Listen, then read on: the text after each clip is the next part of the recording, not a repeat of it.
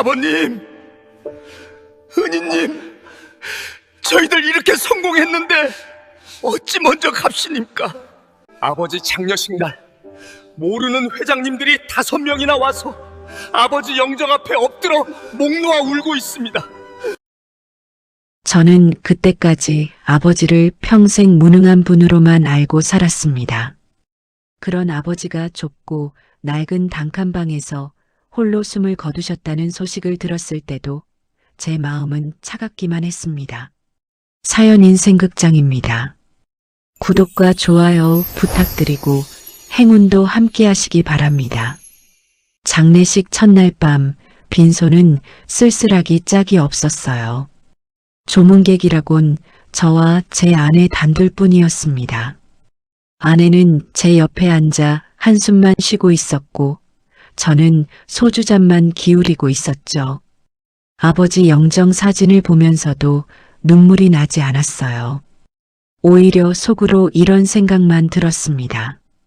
역시 아버지는 아무것도 남기지 못하셨구나. 평생 가난하게 사시다가 이렇게 초라하게 가시는 게 저는 너무 서글펐거든요. 영정사진 속 아버지는 낡은 작업복을 입고 계셨어요. 환하게 웃고 계셨지만 그 웃음이 제 가슴을 아프게 했습니다. 아버지, 왜 그렇게 웃으세요? 평생 힘들게 사셨으면서. 장례식장 직원이 와서 물었어요. 내일 발인인데 조문객 예상 인원이 몇 분이나 되십니까? 저는 고개를 저으며 대답했습니다. 아무도 없을 겁니다. 저희 둘만 있을 거예요. 직원은 안쓰러운 표정으로 고개를 끄덕이고 나갔어요. 그날 밤 저는 아버지에 대한 원망이 가득 차올랐습니다. 왜 이렇게 사신 겁니까? 조금만 더 욕심을 내셨으면 이렇게까지 가난하지 않으셨을 텐데요. 소주를 마시면서 중얼거렸죠. 그런데 이상했어요. 원망하면서도 자꾸 어린 시절이 떠올랐습니다. 초등학교 운동회 날 제가 오지 말라고 했을 때 아버지의 표정이요. 그래, 아빠가 부끄럽지. 그렇게 말씀하시면서도 제 머리를 쓰다듬어 주셨던 아버지의 손길이요. 고등학교 입학금 낼 때 아버지가 구겨진 지폐들을 한 장 한 장 세시던 모습도 떠올랐어요. 아들아, 미안하다. 아빠가 무능해서. 왜 그때 저는 아버지께 고맙다는 말 한마디 못했을까요? 아내가 제 손을 잡으며 말했어요. 여보, 그래도 아버님은 당신을 대학까지 보내셨잖아요. 하지만 저는 그 말이 위로가 되지 않았습니다. 왜냐하면 아버지가 저를 대학 보낸 것도 결국 제가 장학금 받아가면서 아르바이트해서 번 돈으로 다닌 거였거든요. 아버지는 등록금 한 푼 제대로 대주지 못하셨으니까요. 그런데 문득 이런 생각이 들었어요. 그럼 아버지는 그 돈을 어디에 쓰신 걸까? 아버지는 날품팔이로 한 달에 60만 원은 버셨을 텐데요. 방세 내고 밥 먹고 나면 얼마 안 남겠지만 그래도 30년 동안 모으면 꽤 되지 않았을까요? 새벽 2시쯤 됐을까요? 저는 취기가 올라와서 영정 앞에 엎드렸어요. 아버지, 왜 이렇게 사셨어요? 왜 조금이라도 성공하려고 노력 안 하셨어요? 그렇게 중얼거리다가 그대로 잠이 들어버렸습니다. 다음 날 아침 아내가 절 깨웠어요. 여보, 일어나요. 밖에서 무슨 소리가 나요? 저는 눈을 비비며 일어났습니다. 밖에서 웅성거리는 소리가 들렸거든요. 무슨 일인가 싶어서 빈소 밖으로 나가봤어요. 그런데 장례식장 입구부터 주차장까지 뭔가 이상한 광경이 펼쳐져 있었습니다. 장례식장 주차장이 순식간에 가득 찼어요. 그것도 평범한 차가 아니었습니다.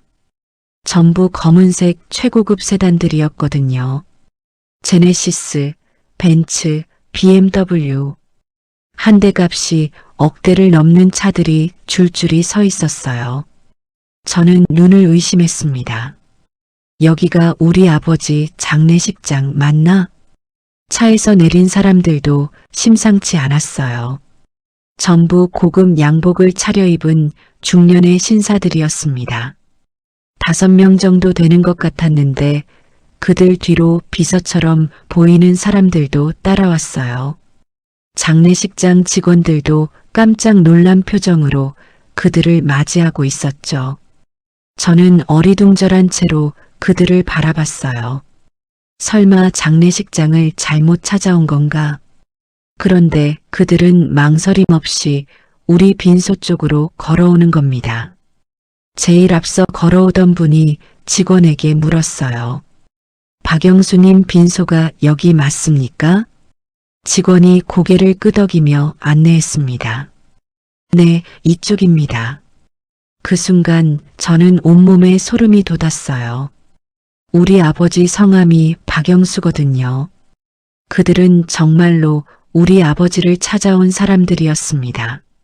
하지만 도대체 이 양복 입은 신사들이 누구길래 우리 아버지 장례식에 온 겁니까? 저는 황급히 빈소 안으로 들어갔어요. 그들도 저를 따라 들어왔습니다. 빈소 안으로 들어서자마자 그들은 제 손도 잡지 않은 채 곧장 아버지 영정 사진 앞으로 달려갔어요. 그리고는 누가 먼저랄 것도 없이 바닥에 무릎을 꿇고 엎드렸습니다.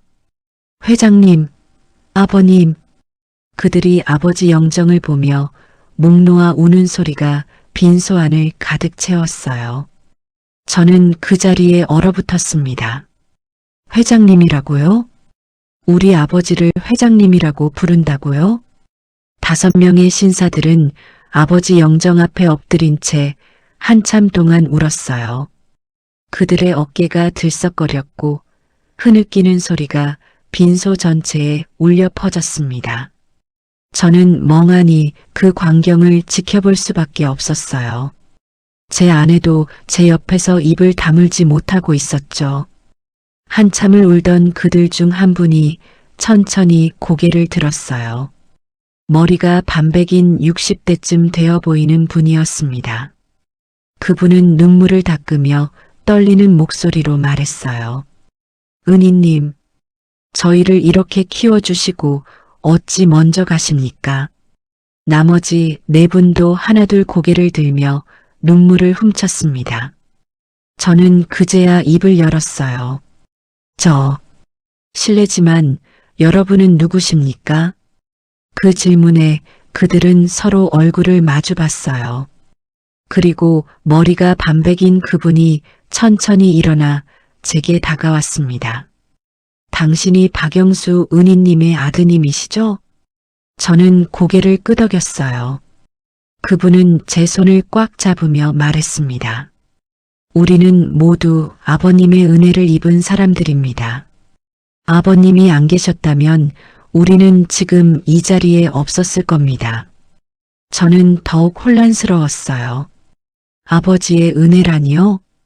평생 날품팔이로 살아오신 우리 아버지가 무슨 은혜를 베푸셨단 말입니까?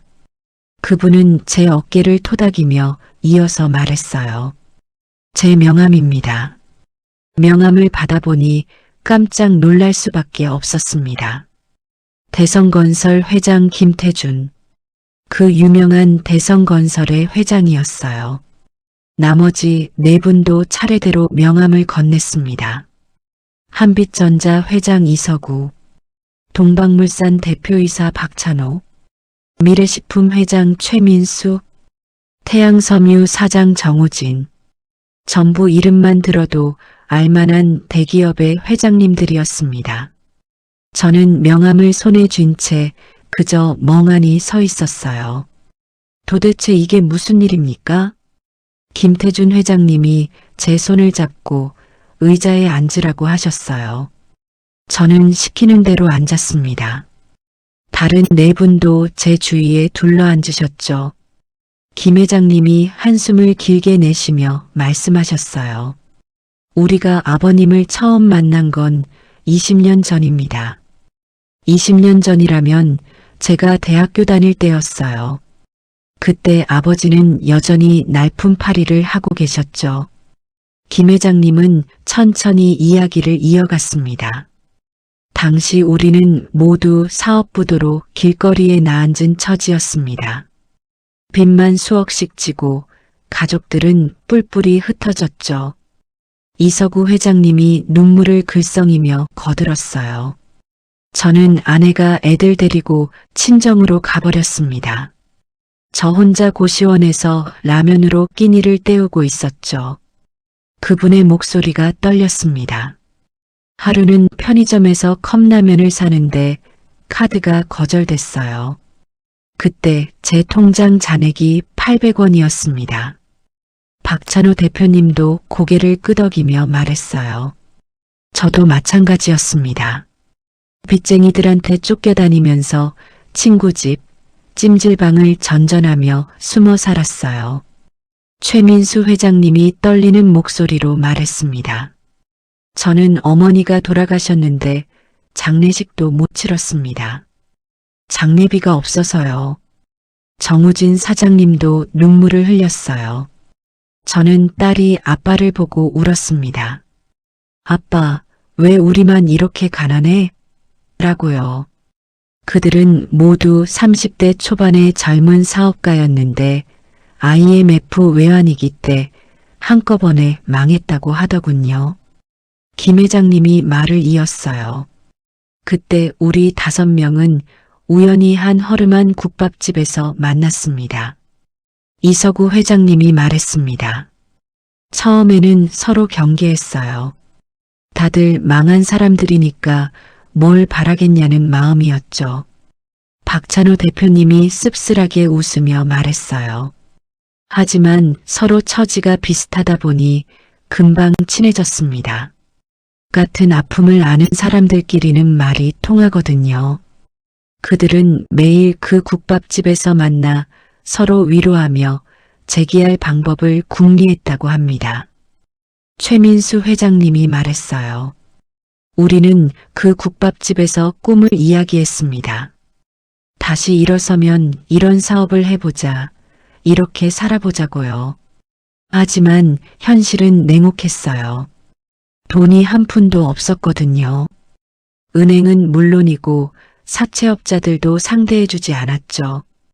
정우진 사장님이 한숨을 쉬며 말했습니다.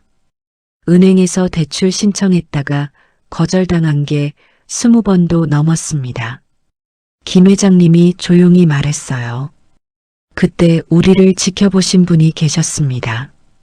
바로 그 국밥집에서 설거지 아르바이트를 하시던 분이요. 저는 깜짝 놀랐어요. 아버지가 국밥집을 하셨다고요? 김 회장님이 고개를 저었습니다. 아닙니다.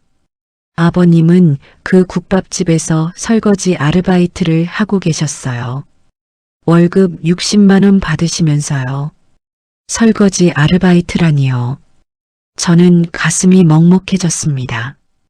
그때 아버지는 저한테 용돈을 보내주신다고 하셨는데 그 돈이 설거지에서 번 돈이었던 겁니까? 이서구 회장님이 말했습니다. 아버님은 우리를 유심히 지켜보고 계셨어요. 우리가 어떤 이야기를 하는지, 무슨 꿈을 꾸는지요. 김 회장님은 계속 말씀하셨어요. 아버님은 우리가 국밥 한 그릇 값도 제대로 못 내는 걸 보시고는 몰래 주인한테 돈을 대신 내주셨습니다.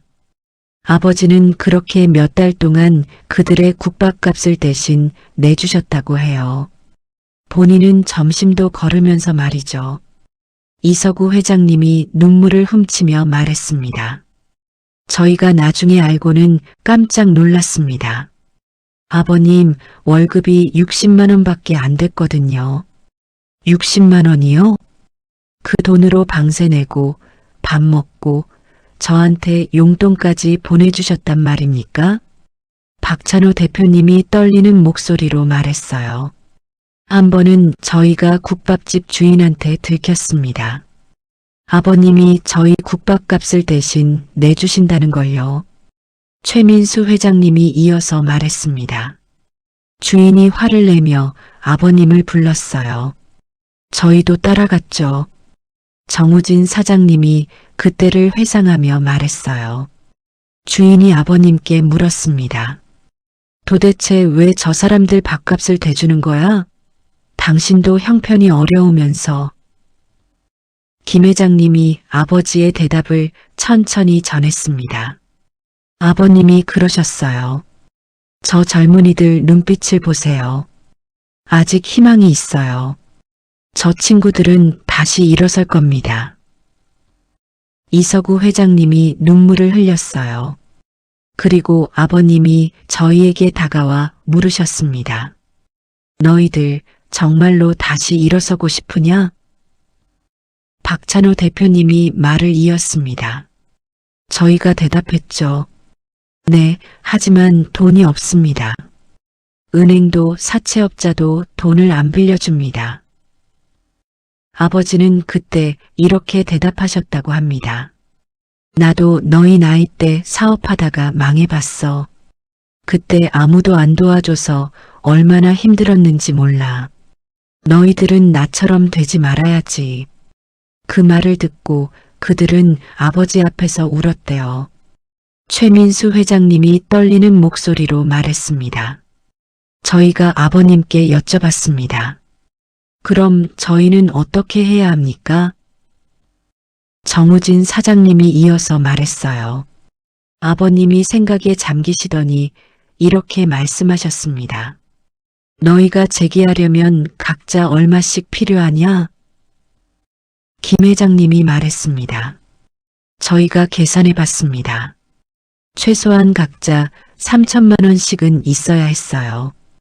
총 1억 5천만 원이요. 이서구 회장님이 고개를 저었어요.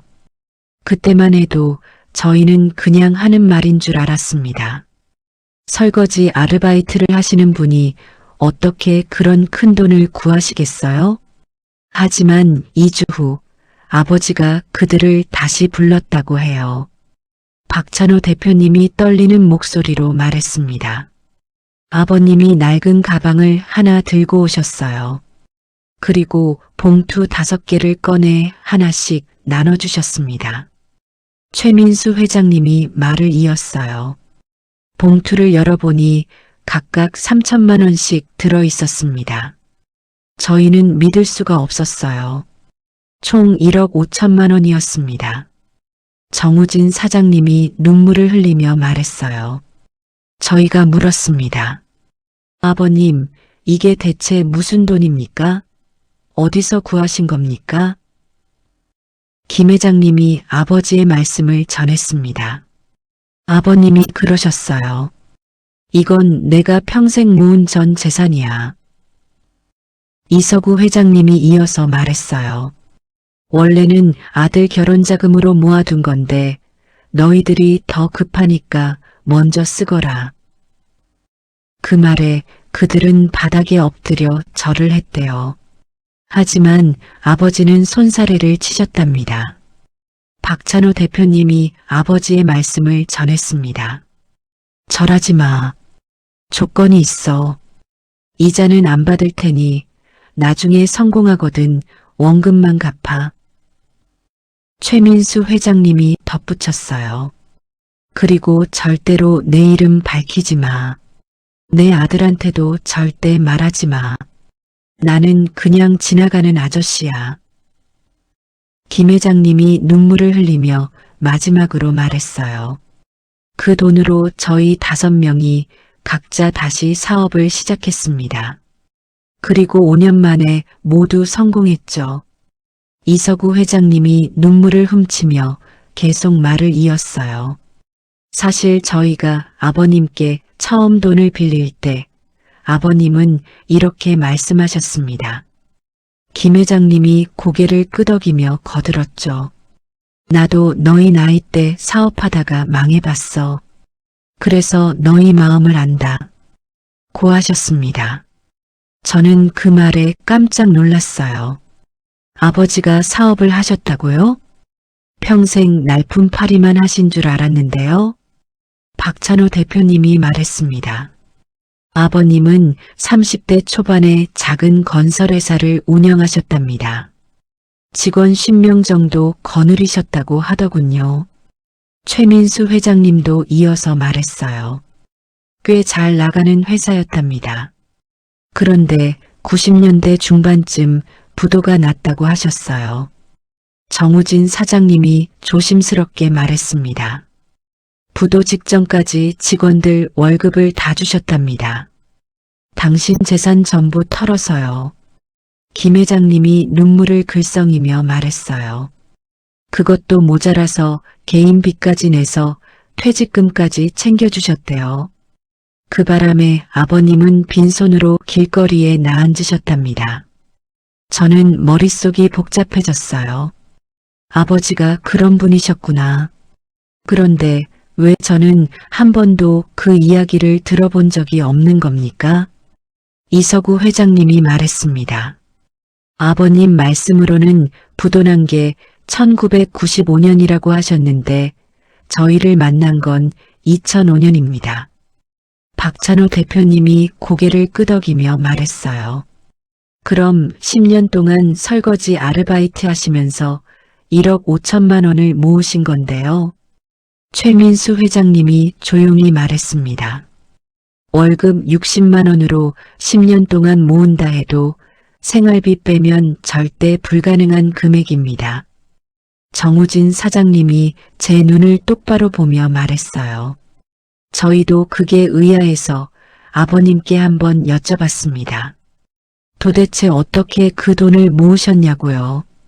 김 회장님이 아버지의 대답을 전했습니다. 이것저것 아껴서 모았지 뭐. 중요한 건 너희가 다시 일어서는 거야. 라고만 하셨어요. 이서구 회장님이 한숨을 쉬었습니다. 저희는 그 말씀을 믿을 수가 없었습니다. 뭔가 숨기고 계신 게 분명했거든요. 박찬호 대표님이 조심스럽게 물었습니다. 혹시 아버님 방에 옛날 물건이나 서류 같은 게 남아 있습니까? 아버님에 대해 더 알 수 있을지 모릅니다. 저는 고개를 끄덕였어요. 네, 아버지 집에 아직 짐이 그대로 있습니다. 최민수 회장님이 일어서며 말했습니다. 실례가 안 된다면 저희와 함께 한번 가보시겠습니까? 정우진 사장님도 거들었어요.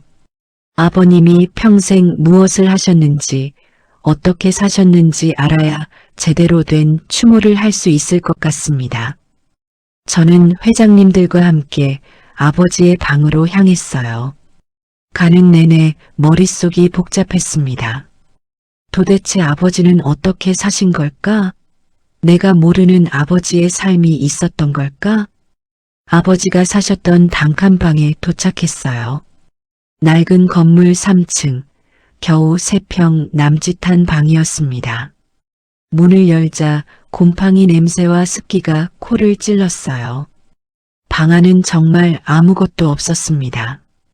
낡은 이불 한 채, 작은 옷장 하나, 그리고 낡은 책상 하나가 전부였죠. 김 회장님이 방 안을 둘러보며 한숨을 길게 쉬었어요. 이렇게 사셨다니. 저희가 조금만 더 일찍 알았더라면. 이서구 회장님이 옷장을 열어봤습니다. 낡은 옷 서너벌이 전부였어요. 박찬호 대표님이 책상 서랍을 천천히 열었습니다. 여기 뭔가 있습니다. 서랍 안에는 낡은 수첩 한 권과 통장 몇 개가 있었어요. 최민수 회장님이 수첩을 조심스럽게 꺼냈습니다. 겉표지에는 일기라고 쓰여 있었어요. 저는 떨리는 손으로 그 수첩을 받아들었습니다. 첫 장을 펼치는 순간 아버지의 손글씨가 눈에 들어왔어요. 정우진 사장님이 제 옆에서 함께 봤습니다. 1995년 3월 15일부터 시작되네요.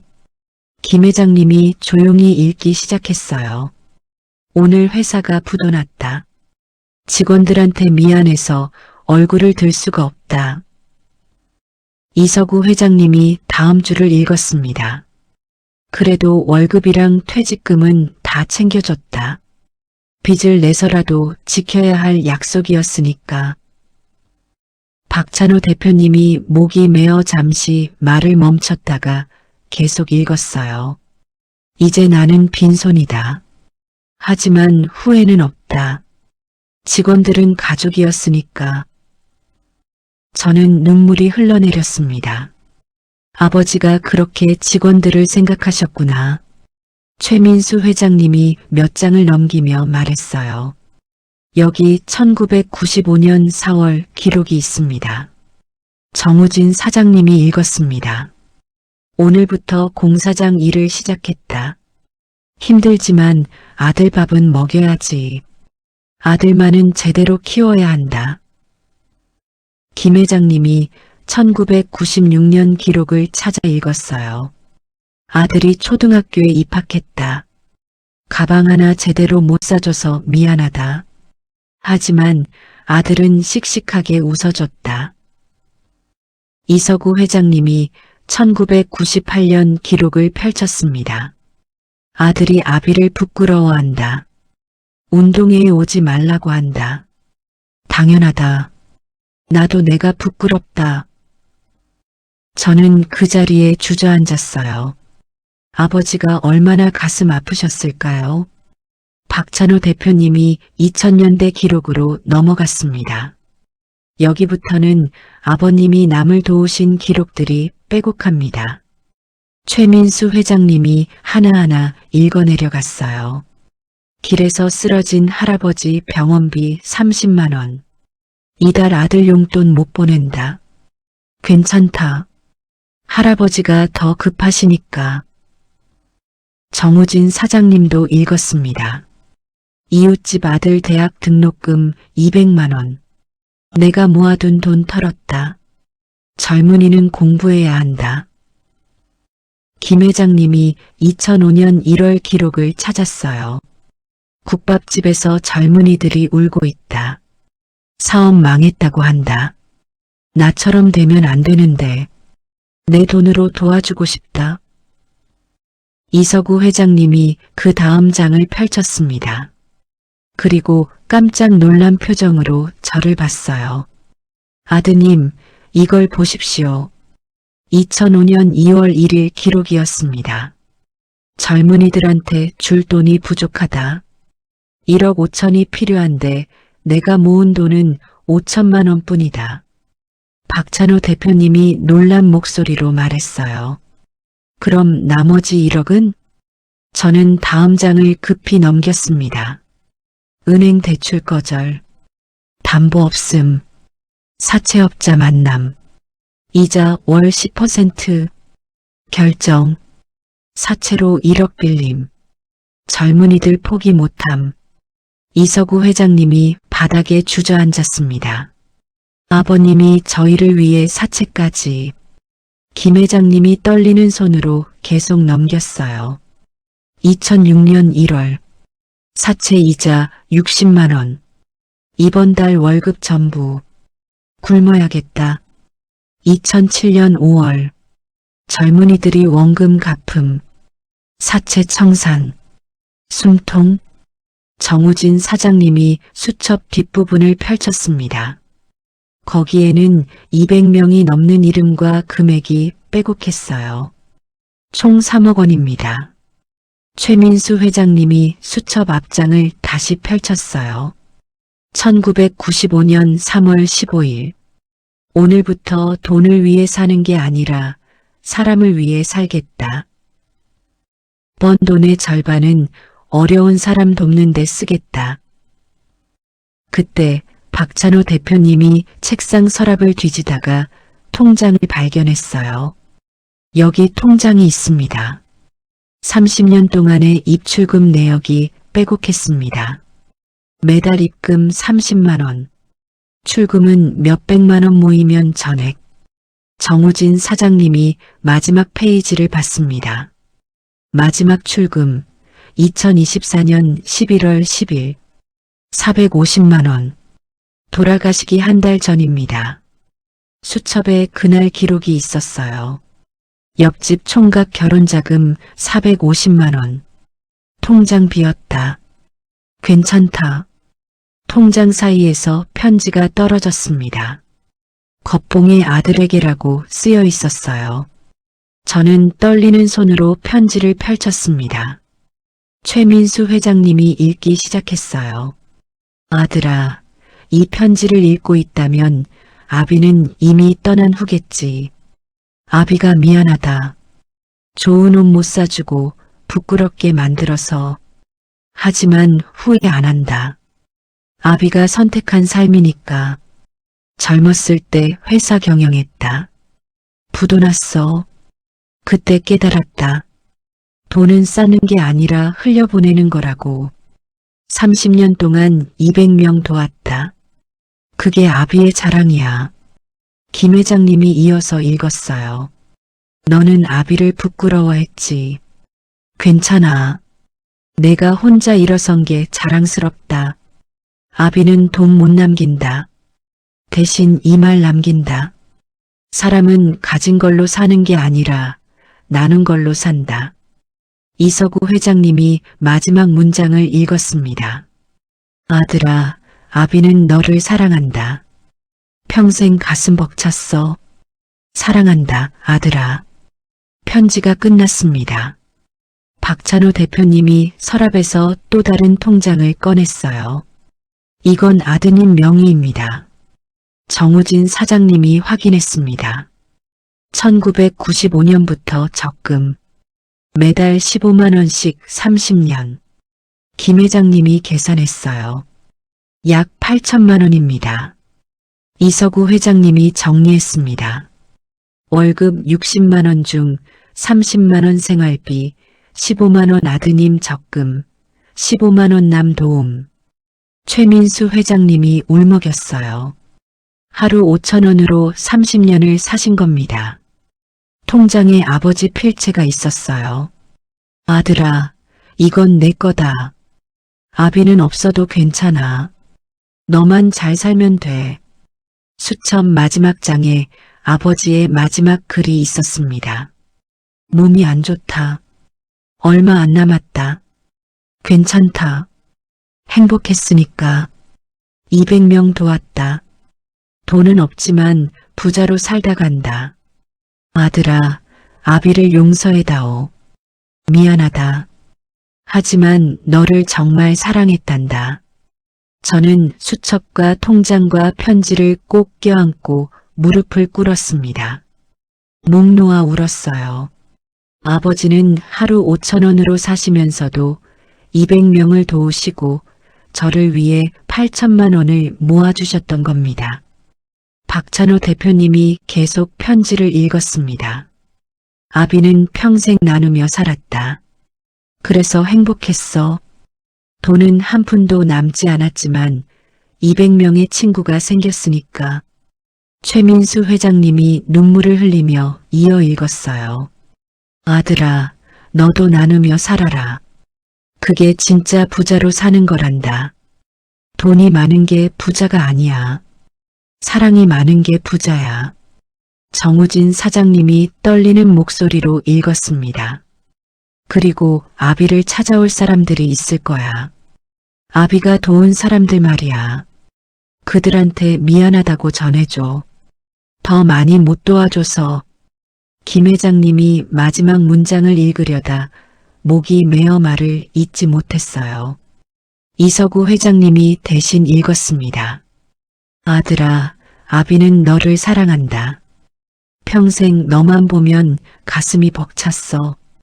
부끄러운 아비였지만 너는 아비의 자랑이었다. 사랑한다, 아들아. 편지가 끝났습니다. 빈손은 한동안 침묵에 잠겼어요. 오직 흐느끼는 소리만 가득했습니다. 저는 편지를 꼭 껴안고 바닥에 엎드려 울었어요. 아버지의 사랑이, 아버지의 삶이, 아버지의 위대함이 가슴을 찢었습니다. 박찬호 대표님이 책상 서랍을 다시 뒤지다가 작은 통장을 하나 더 발견했어요. 여기 통장이 하나 더 있습니다. 최민수 회장님이 통장을 받아들었습니다. 이건 아드님 명의로 되어 있습니다. 저는 고개를 들었어요. 정우진 사장님이 통장을 펼쳐 확인했습니다. 1995년부터 시작된 적금 통장입니다. 매달 15만 원씩 30년 동안 꼬박꼬박 들어와 있네요.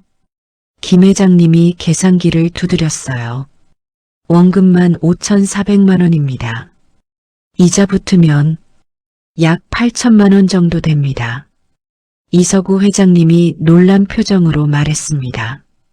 월급 60만 원 중 30만 원은 생활비로 쓰시고 나머지 30만 원 중 15만 원은 아드님 적금에 15만 원은 남 돕는 데 쓰신 겁니다.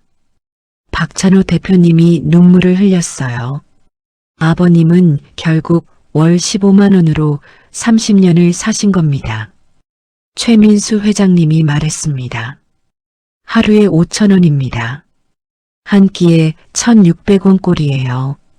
정우진 사장님이 고개를 떨구며 말했어요. 그렇게 사시면서도 200명을 도우셨던 겁니다. 김 회장님이 통장을 저에게 건넸습니다.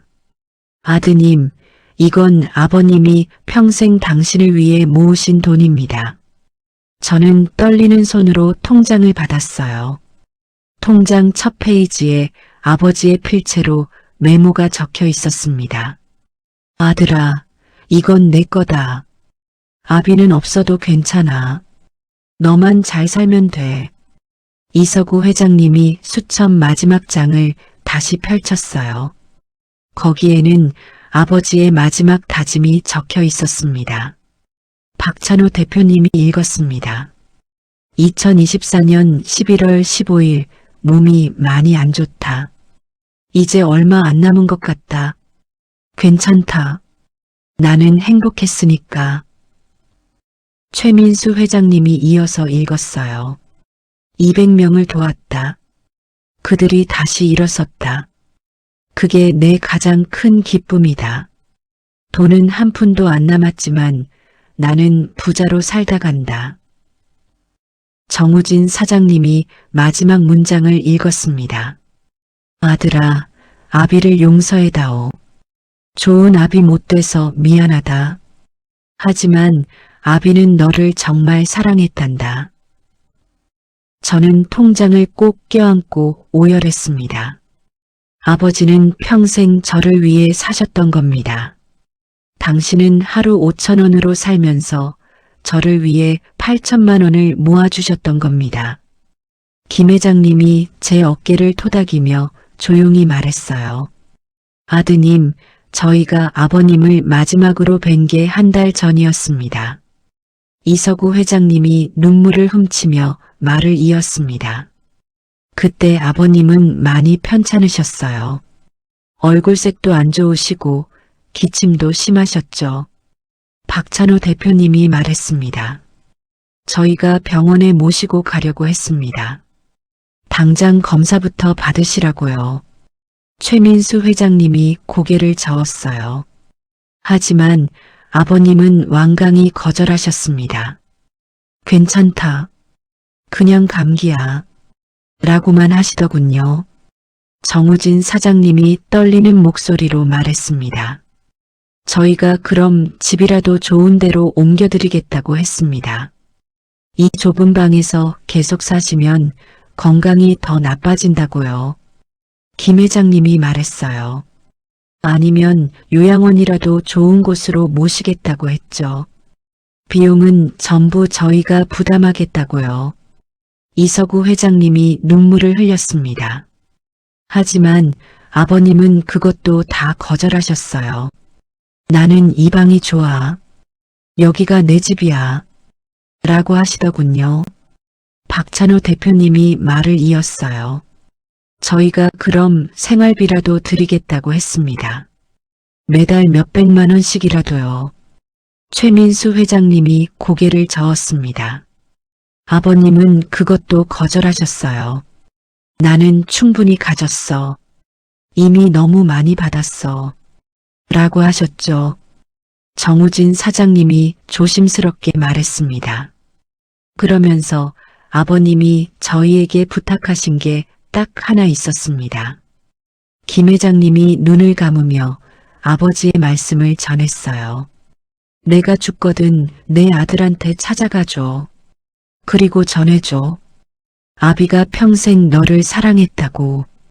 너는 아비의 자랑이었다고. 이서구 회장님이 눈물을 훔치며 말했습니다. 저희가 여쭤봤습니다. 아드님께 직접 말씀하시면 안 되십니까?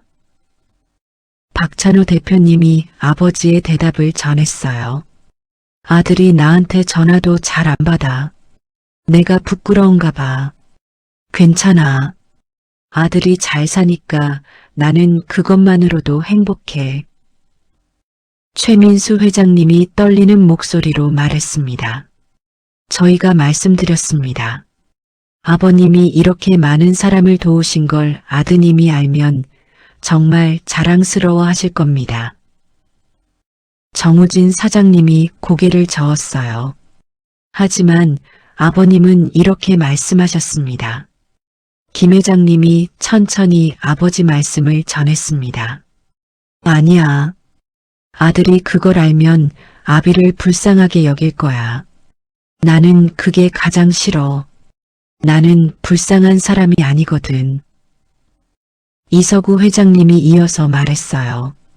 나는 평생 행복했어. 남을 도우며 산 게 내 기쁨이었으니까. 돈은 없었지만 마음은 부자였어. 박찬호 대표님이 눈물을 흘리며 말했습니다. 그리고 아버님이 마지막으로 하신 말씀이 있습니다. 최민수 회장님이 떨리는 목소리로 전했어요. 내 아들한테 꼭 전해줘. 아비는 세상에서 가장 부자로 살다 갔다고. 돈이 많아서가 아니라 사랑이 많아서, 나눔이 많아서. 정우진 사장님이 마지막 말씀을 전했습니다. 그리고 아들아, 너도 나누며 살아라. 그게 진짜 부자로 사는 거란다. 아비는 너를 정말 사랑했어. 저는 그 자리에 무릎을 꿇고 바닥에 엎드렸습니다. 목 놓아 울었어요. 평생 아버지를 부끄러워하며 살았던 제 자신이 너무나 부끄러웠습니다. 아버지는 무능한 분이 아니셨어요. 세상에서 가장 위대한 분이셨습니다. 김 회장님이 제 어깨를 감싸며 말했어요. 아드님, 아버님은 당신을 한 번도 원망하지 않으셨습니다. 오히려 자랑스러워 하셨어요. 제 아내도 제 옆에서 함께 울고 있었습니다. 회장님들도 모두 눈물을 흘리고 있었어요. 아버지의 낡은 방은 그렇게 눈물로 가득 찼습니다. 저는 그 자리에 주저앉아 한참 동안 울었습니다. 평생 아버지를 부끄러워하며 살았던 제 자신이 너무나 부끄러웠어요. 아버지는 무능한 분이 아니셨습니다. 세상에서 가장 위대한 분이셨어요. 김 회장님이 제 어깨를 토닥이며 말했습니다. 아드님, 아버님은 당신을 한 번도 원망하지 않으셨습니다. 이서구 회장님도 말했어요. 오히려 아드님이 당신 힘 안 빌리고 성공한 걸 자랑스러워 하셨습니다. 박찬호 대표님이 눈물을 흘리며 말했습니다. 아버님은 늘 이렇게 말씀하셨습니다. 우리 아들은 정말 대단한 애야. 아비 도움 없이 혼자 다 해냈잖아. 최민수 회장님도 거들었어요. 그게 얼마나 자랑스러운지 몰라. 나는 아들이 나를 안 찾아와도 괜찮아. 잘 사는 게 보이니까. 라고 하셨습니다. 정우진 사장님이 말했어요. 아버님은 아드님이 전화 안 받아도 찾아오지 않아도 늘 행복해 하셨습니다. 저는 눈물이 멈추지 않았어요. 아버지께서 얼마나 저를 사랑하셨는지 이제야 알겠습니다. 제 아내도 제 옆에서 함께 울고 있었어요. 김 회장님이 잠시 침묵하다가 조심스럽게 말했습니다. 아드님, 저희가 한 가지 제안을 드려도 될까요? 저는 눈물을 닦으며 고개를 들었어요. 이서구 회장님이 말했습니다. 저희 5명이 힘을 합쳐서 박영수 장학재단을 만들고 싶습니다. 박찬호 대표님이 이어서 말했어요. 아버님처럼 어려운 학생들을 돕는 재단이요. 가난 때문에 공부를 포기하는 학생들이 없도록요. 최민수 회장님이 구체적인 계획을 설명했습니다. 저희가 각자 10억씩 출연하겠습니다. 총 50억으로 시작하는 겁니다. 정우진 사장님도 거들었어요. 그리고 매년 수익금으로 가난한 학생 100명씩 대학까지 지원해 주려고 합니다. 김 회장님이 눈물을 글썽이며 말했습니다. 아버님이 저희한테 주신 것처럼 저희도 다른 사람들에게 나눠주고 싶습니다. 이서구 회장님이 말을 이었어요. 아버님은 200명을 도우셨습니다. 저희는 그 정신을 이어받아 더 많은 사람을 돕고 싶습니다. 저는 고개를 끄덕였습니다. 그렇게 해주시면 아버지가 정말 좋아하실 것 같습니다. 박찬호 대표님이 제 손을 잡았어요. 그리고 아드님, 이 재단의 이사장을 맡아주실 수 있으십니까? 저는 깜짝 놀랐습니다. 제가요? 저는 아버지처럼 훌륭하지 못한데요. 최민수 회장님이 미소를 지었습니다. 아버님이 그러셨습니다. 우리 아들은 착해. 나보다 더 좋은 사람이 될 거야. 정우진 사장님도 웃으며 말했어요. 아버님을 믿으셨던 것처럼 저희도 아드님을 믿습니다. 김 회장님이 진지하게 말했습니다. 아버님의 정신을 가장 잘 이어받을 수 있는 분은 아드님입니다. 아버님의 뜻을 세상에 알리는 일 아드님이 해주셨으면 합니다. 이서구 회장님도 거들었어요. 그리고 이건 단순히 돈을 나눠주는 재단이 아닙니다. 아버님의 삶을 본받아 나눔의 정신을 이어가는 재단입니다. 저는 한참 동안 아무 말도 하지 못했어요. 제가 그런 큰 일을 할 수 있을까요? 아버지처럼 위대한 일을 할 수 있을까요? 하지만 제 마음속 깊은 곳에서 목소리가 들렸습니다. 아들아, 너는 할 수 있어. 아비가 믿는다. 저는 눈물을 흘리며 대답했습니다. 알겠습니다. 아버지의 뜻을 이어가겠습니다. 회장님들이 모두 제 손을 잡아주셨어요. 그 순간 저는 느꼈습니다. 아버지가 저를 지켜보고 계신다는 걸, 그리고 제가 이제부터 해야 할 일이 무엇인지 알게 됐습니다. 그날 밤 저는 아버지의 방에서 잠을 못 이뤘어요. 아버지의 수첩을 한 장 한 장 다시 읽었습니다. 200명이 넘는 사람들의 이름이 빼곡히 적혀 있었어요. 김영희 50만 원 마이너스 대학 등록금, 박철수 30만 원 마이너스 아버지 병원비, 이순자 20만 원 마이너스 딸 책가방, 정민호 500만 원 마이너스 대학 4년 학비, 강수진 200만 원 마이너스 집세. 각각의 이름 옆에는 아버지의 작은 메모가 달려 있었어요.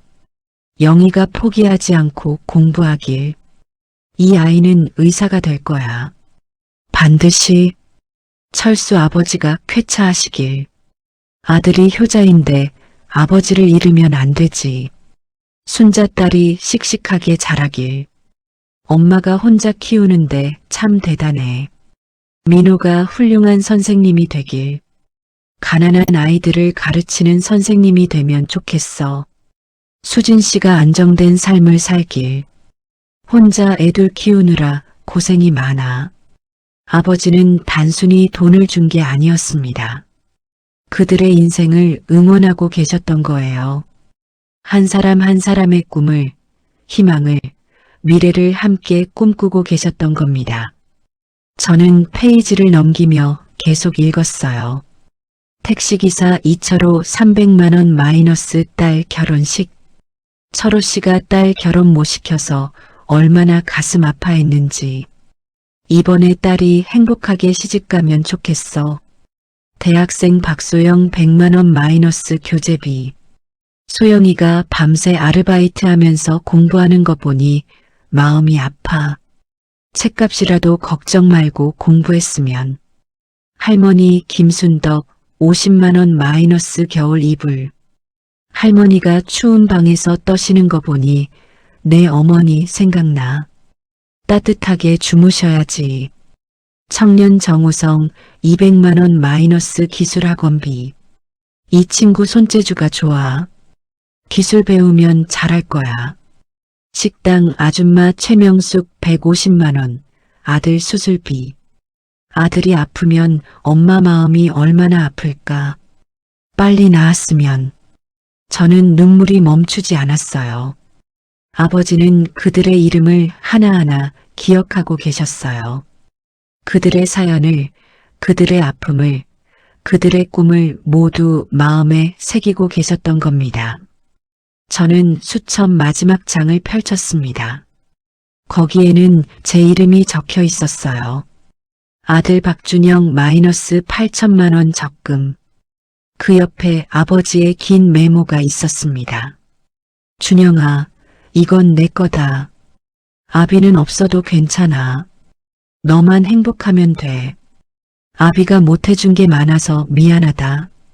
좋은 옷, 좋은 신발, 좋은 가방 하나 못 사줘서 내가 친구들 앞에서 아비를 부끄러워하던 거 다 안다. 괜찮아. 당연해. 하지만 아비는 너를 정말 사랑했단다. 내가 전화 안 받아도 찾아오지 않아도 아비는 내 생각만 하면 가슴이 벅찼어. 아비가 바라는 건 딱 하나야. 내가 행복하게 사는 거. 그것만이면 돼. 나누며 살아라 아들아. 그게 진짜 부자로 사는 거란다. 아비는 너를 정말 사랑했어. 평생 너를 자랑스러워했어. 저는 수첩을 꼭 껴안고 울었습니다. 아버지는 평생 저를 사랑하셨던 겁니다. 제가 아버지를 외면할 때도, 전화를 끊을 때도, 찾아뵙지 않을 때도요. 새벽녘 저는 아버지께 편지를 쓰기 시작했어요. 아버지, 평생 아버지를 부끄러워한 불효자 아들입니다. 저는 아버지가 가난하다고, 무능하다고 생각했습니다. 정말 죄송합니다. 이제야 알았습니다. 아버지가 얼마나 위대한 분이셨는지. 아버지는 평생 나누며 사셨고 저는 평생 싸우려고만 했습니다. 아버지는 200명을 품으셨고 저는 제 자신만 생각했습니다. 아버지는 하루 5,000원으로 사시면서도 저를 위해 8천만 원을 모아주셨습니다. 그런데 저는 아버지께 전화 한 통 제대로 안 드렸습니다. 정말 죄송합니다, 아버지. 이제부터라도 아버지처럼 살겠습니다. 나누며 살겠습니다. 그게 진짜 부자로 사는 거라는 걸 배웠습니다. 아버지 사랑합니다. 그리고 자랑스럽습니다. 아버지는 제가 만난 사람 중 가장 위대한 분입니다. 편지를 다 쓰고 나니 마음이 조금 가벼워졌어요. 아버지께서 제 마음을 받아주신 것 같았습니다. 제 아내가 제 옆에 앉았어요. 여보, 아버님은 정말 대단한 분이셨어요. 저도 몰랐어요.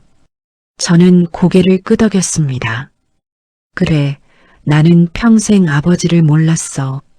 아버지 곁에 있었으면서도 아버지를 전혀 몰랐어.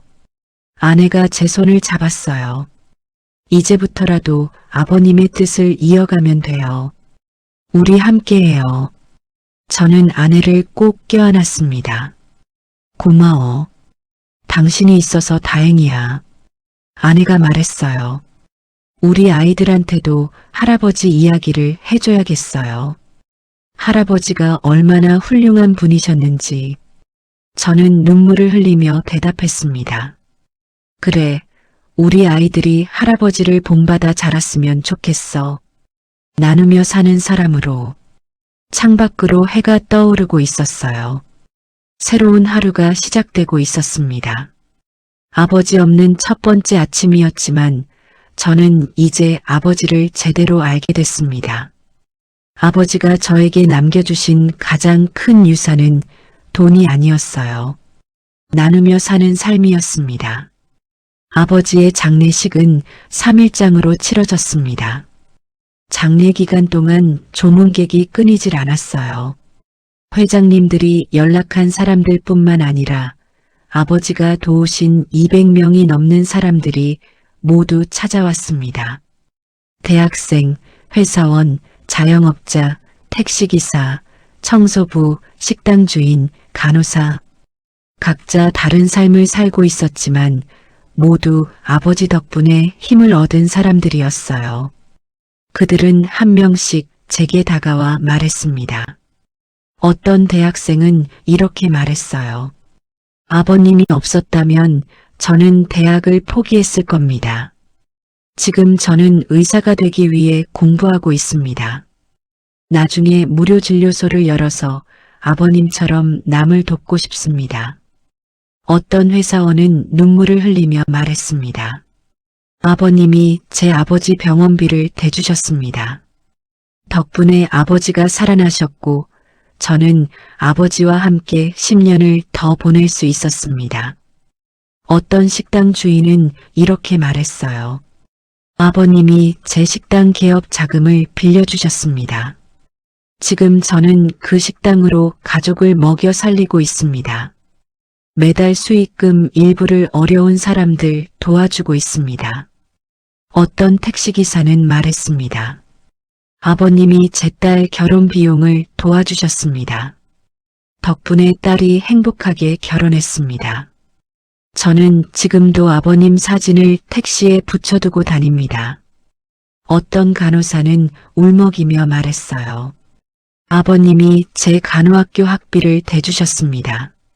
지금 저는 요양병원에서 일하며 아버님처럼 어르신들을 돌보고 있습니다.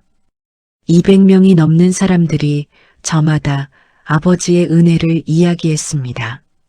초라했던 빈소는 어느새 꽃과 조화 그리고 사람들의 눈물로 가득 찼어요. 저는 그 모든 이야기를 들으며 깨달았습니다.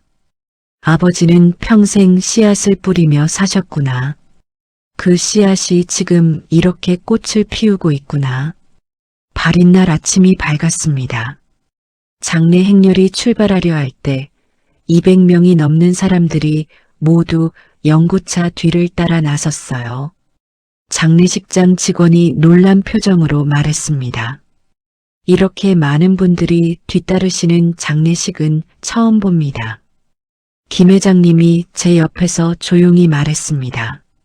아버님은 평생 이렇게 많은 사람을 품고 사셨습니다. 이분들이 바로 아버님의 진짜 재산입니다. 이서구 회장님도 눈물을 흘리며 말했어요.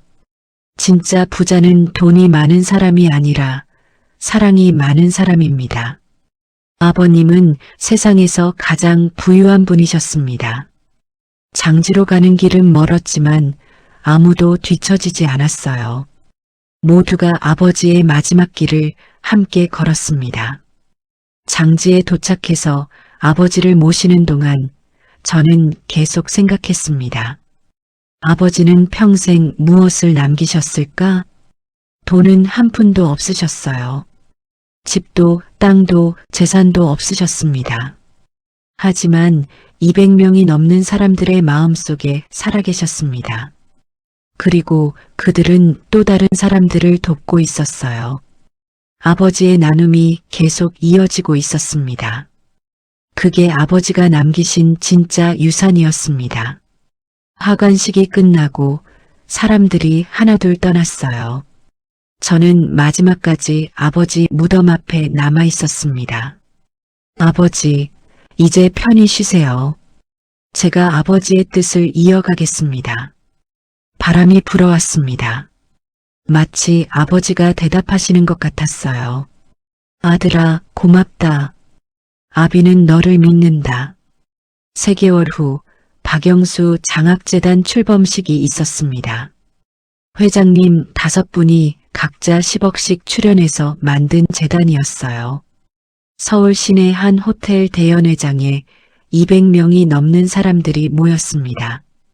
아버지가 도우셨던 분들, 회장님들, 언론사, 그리고 장학금을 받게 될 1,100명의 학생들이었어요.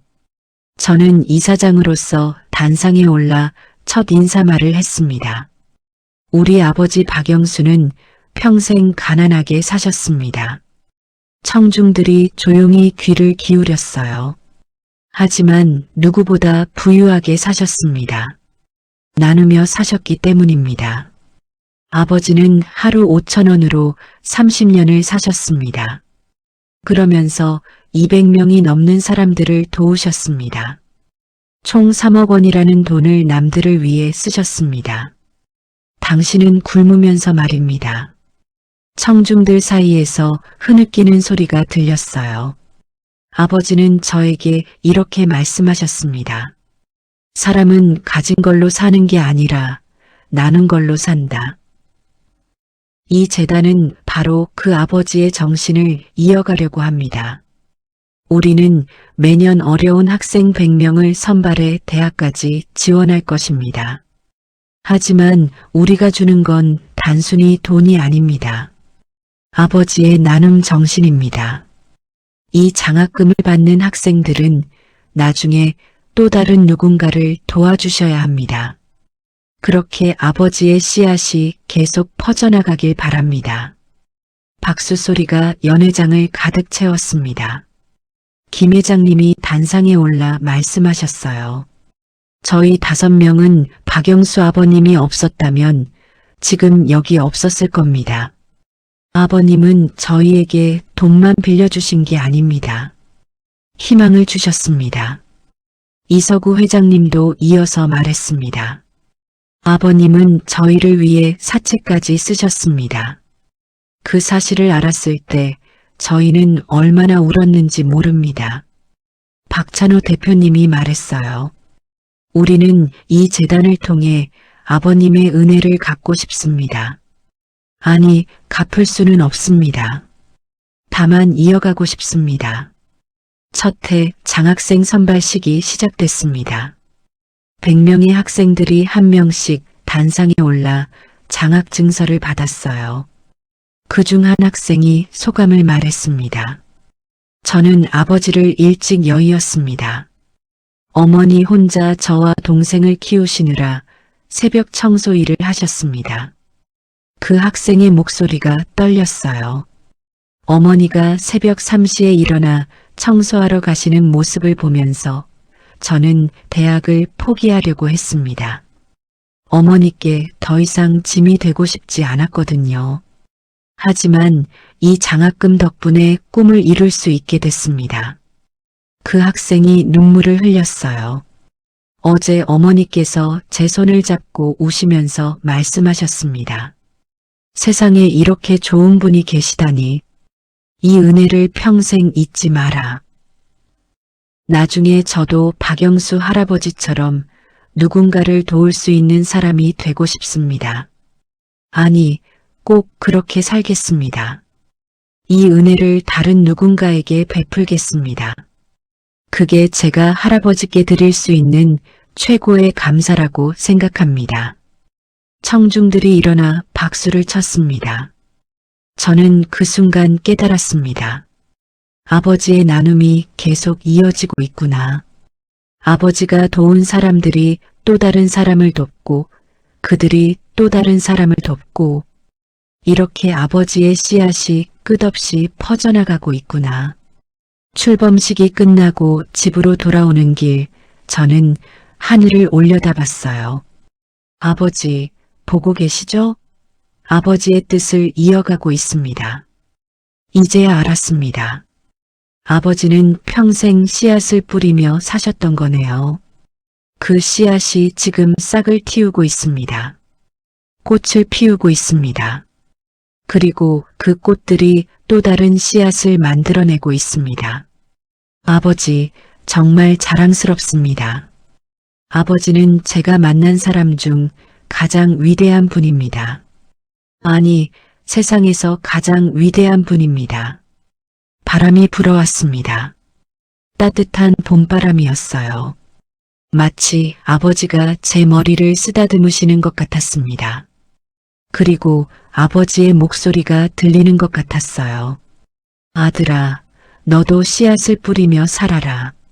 그게 진짜 부자로 사는 거란다.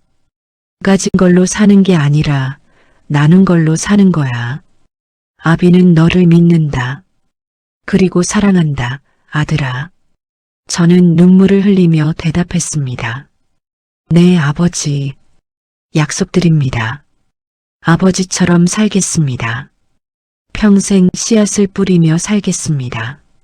하늘에는 별이 총총히 빛나고 있었습니다. 그중 가장 밝은 별 하나가 저를 내려다보고 있는 것 같았어요. 아버지였습니다. 아버지는 하늘에서 웃고 계셨습니다. 그 웃음이, 그 따뜻한 눈빛이 제 가슴을 가득 채웠습니다. 사연 인생극장이었습니다. 끝까지 시청해 주셔서 감사하고 구독도 눌러주시고 댓글도 부탁합니다. 다음화에서 뵙겠습니다.